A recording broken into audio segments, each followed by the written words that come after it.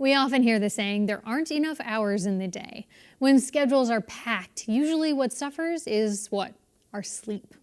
Rebecca Spencer, an associate professor of psychological and brain sciences at Umass, is conducting two different studies on the importance of sleep, both for older adults as it relates to memory, and the importance of overnight sleep and naps for preschool-age children. Carolee McGrath sat down with her and has more. We've been interested in whether there's a relationship between what we know as this age-related change in memory that a lot of older adults experience, but also their common problem with poor sleep, and whether there's a relationship between these two things. Our studies in young adults suggest that sleep serves an important role in memory, and our ability to remember things comes a lot from being supported by sleep. So do those two things also account for the impaired memory in older adults?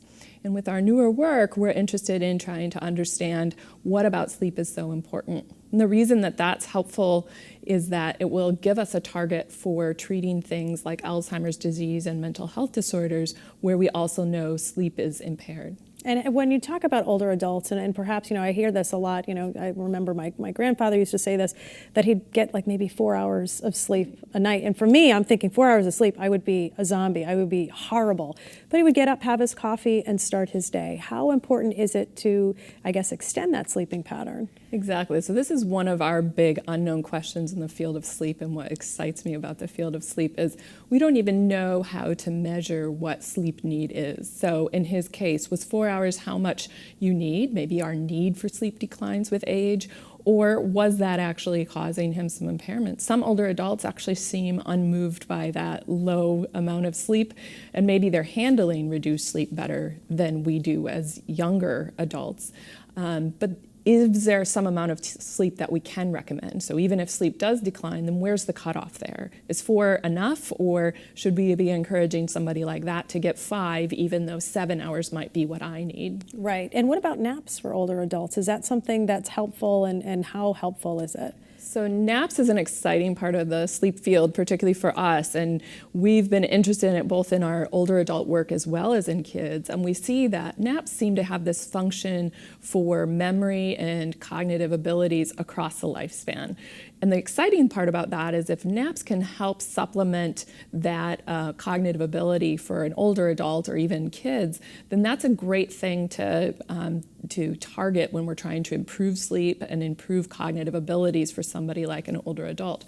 If the naps can serve that function, it might mean that we should be encouraging individuals with cognitive problems, but also problems keeping their sleep overnight, to take naps, and maybe a structured nap is what they need. And how long of a nap do you need to have to really get into that deep sleep and wake up refreshed and ready to go? Right. So some people can get a good rich nap from just 20 minutes. Some people need more like 70 minutes as an adult to really go through all of the sleep stages. You would need up to 90 minutes or 110 minutes. So it varies based on both how long it's been since you've slept. So if you're sleep deprived, you might need less to get there. But also your age will also determine how long your sleep cycles are. The longer you nap, the more groggy you might feel when you wake up, but also the harder time you're going to have falling asleep at the end of the day. So we recommend compromising those two things. Long enough to get some of this benefit, but not so long that you're going to really have a hard time falling asleep at the end of the day. And speaking of that situation, you hear that a lot of times from parents. I remember my kids when they were little, they wouldn't fall asleep until 5:30 at night, which was like a nightmare. Like, no, don't nap now. But what is the study that you're doing with the little kids, and how important are those naps for them? Right. So in the kids, there seems to be a need for distributing sleep. They very intentionally need sleep both in the middle of the day as well as overnight.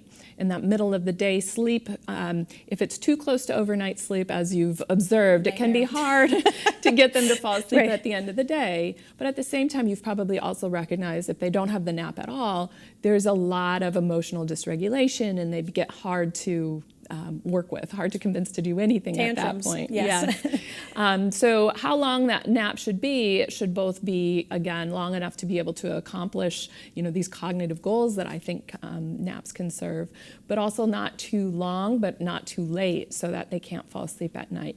It's really this balance between those two sleep bouts, that daytime sleep bout and the overnight sleep bout. And so this study is also really going to be looking at what the schools offer as far as rest time. I know that in kindergarten, when my kids went, they had a rest time, and sometimes my kids, oh, but Mom, I wasn't tired, I didn't fall asleep.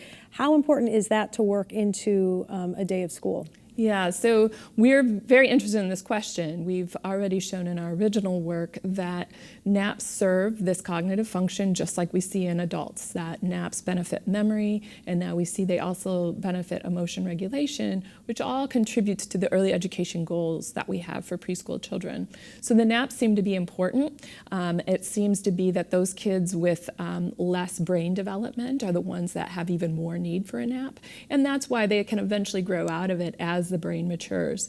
But that's not a switch. That's not something we can just recognize that today they're no longer a napper. It's a transition that they need to go through, and some days they may need a nap and some days they might not. But it's again this balance between when they're sleeping and during the day and overnight sleep to overall accomplish what's a rather big goal as far as the brain's concerned. There's a lot of information to be processed, and more offline time gives it more of a chance to be processed without interference. And what are you hearing from daycare providers, from parents about the importance of nap time? So I think parents and daycare providers recognize that in the absence of a nap, the kid is, as you've noted, throws tantrums and really emotionally dysregulated. Right. But at the same time, there's a lot of pressures on that daytime schedule for kids, right, both at home when there's a million other things for the parent to do. They don't have the time to let the kid sit quietly and nap, but also in childcare settings when there's other pressures of things we want to put into that curriculum. We want them to learn languages at a young age. We want them to learn music at a young age. There's a lot of things we would like to include in the preschool curriculum. And the question is whether we should continue to balance nap time in there and how long should that nap time be. And we like to think that this research will contribute to answering that question. And I think like 45 minutes, like we had mentioned, which is standard in Massachusetts, right, for a rest time. Yes. So if you're like me and you take a long time to fall asleep, 45 minutes, boom, you're up again. Is that something that you would say, geez, let's make it an hour and a half? Yeah, I do think we need to consider whether that's long enough. I think the kids, as most parents and teachers have observed, take a good 20 minutes or so just to wind down. The naps that we're observing when we see these cognitive functions are more 70 to 90-minute range. And of course, then some re-alerting. We don't want them groggy and then having to be faced with some task right away. So giving them time to wake back up. So an opportunity closer to 2 hours might be something that needs to be considered as opposed to this really abrupt 45-minute opportunity. And I think we also need to consider how that interval is spent, whether we just have them lay down in a quiet, dark area, or if there's things we can say and do to encourage napping during that time.